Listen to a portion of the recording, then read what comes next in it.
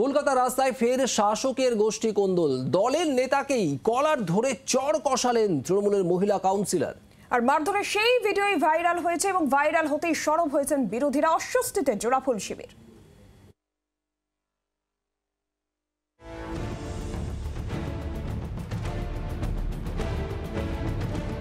কলার ধরে যিনি পেটাচ্ছেন তিনি তৃণমূলের কাউন্সিলর, যিনি মার খাচ্ছেন তিনি তৃণমূলেরই যুব নেতা। মঙ্গলবার মারধরের এই ভিডিও ভাইরাল হতেই ফের একবার প্রকাশ্যে চলে এলো শাসকের গোষ্ঠী কোন্দলের ট্র্যাডিশন।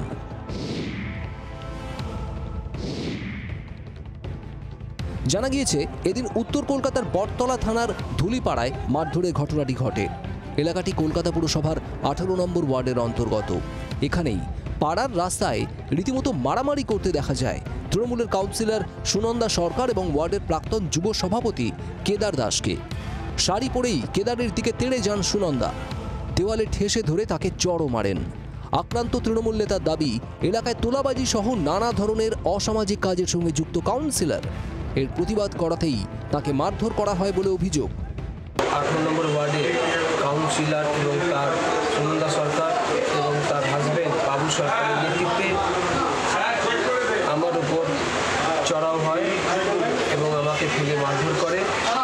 যেহেতু আমরা এই 18 অসামাজিক কার্যকলাপের বিরুদ্ধে রুখে দাঁড়িয়েছি বলে আজকে আমাকে রাস্তায় ফেলে দেওয়া হয়েছে এবং আমাদের আরও লোক হয়েছে।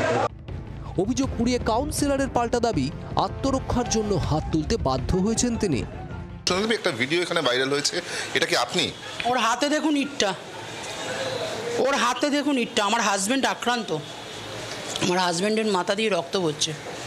আর আমার যে কর্পোরেশনে কাজ করে তাদেরকে ধরে ধরে মারছে, কর্পোরেশনের ছেলেদের। আমি আর আমার হাজব্যান্ড ছাড়াতে গিয়ে দেখছি আমরাও ফেসে গেছি। হাতে সব এরকম আদলা ইট, এর মাথায় মারছে, এর রক্ত বেরোচ্ছে। আমি যখন থানায় ফোন করছি, থানা তখনও আসেনি। কাউন্সিলরের আরও দাবি, সদ্য শেষ হওয়া লোকসভা নির্বাচনে উত্তর কলকাতা তৃণমূল প্রার্থী সুদীপ বন্দ্যোপাধ্যায়কে হারাতে চক্রান্ত করেছিলেন কেদার দাস ও তার অনুগামীরা। এই ইলেকশনে এরা চক্রান্ত করে সুদীপ বন্দ্যোপাধ্যায়কে হারানোর চেষ্টা করেছে। আমি একদম দায়িত্ব নিয়ে বলছি।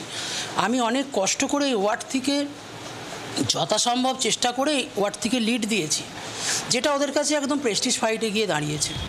কাউন্সিলরের হাতে যুব নেতার মার খাওয়ার ছবি প্রকাশ্যে আসতেই সুর চড়িয়েছেন বিরোধীরা। এই বৌদি দেওয়ারের ঝামেলার মধ্যে বিজেপিকে কেন টানছে?